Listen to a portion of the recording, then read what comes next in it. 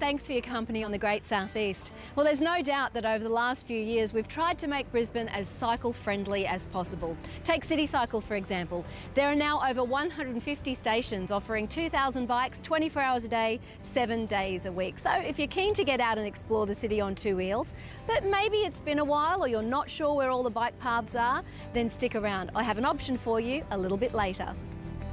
We're all getting into the spirit today, cycling to suit all ages and levels of experience, from the sporty to the stylish to the downright silly.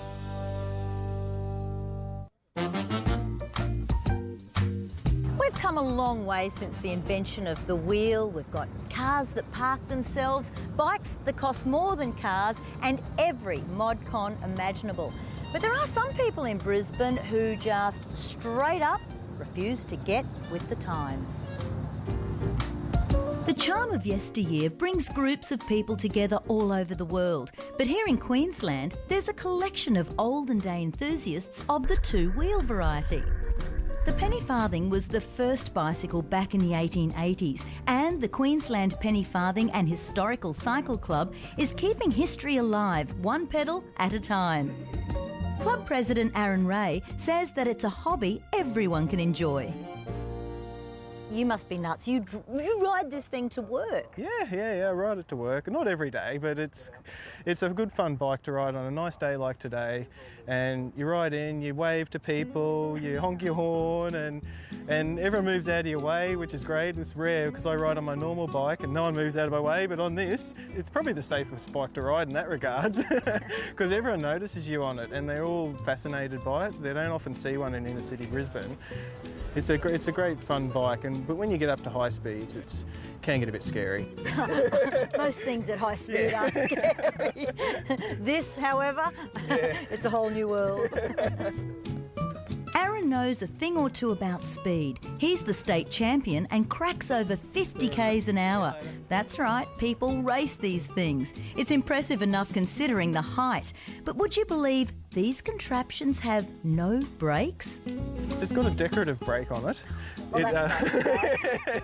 Yeah, no, it really doesn't use a real brake. It uses your legs to brake, really. It's what they call a fixed wheel. So what about the name, penny farthing? Well, there's an interesting history on the penny farthing. Initially they were called ordinary bikes because they were just ordinary bikes. The penny farthing came about when someone noticed the size of the wheels. Now I've got a little example here. So this is a penny and that's a farthing. So there's sort of three names for them really, an ordinary, a penny farthing or a high wheeler, depending on where in the world you actually are. I think penny farthing sounds the cutest. Yes, yes, we're rather fond of our penny farthing.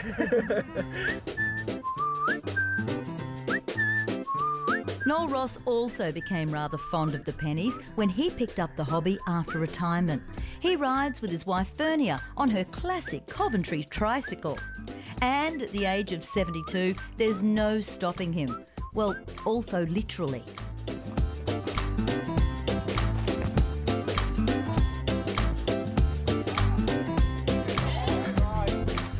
Getting off without bleeding is not my strong point. There's the annual national championships down in Evandale in Tasmania. Year one I came back with 2 broken ribs. Oh. Year 2 with a broken wrist. Oh.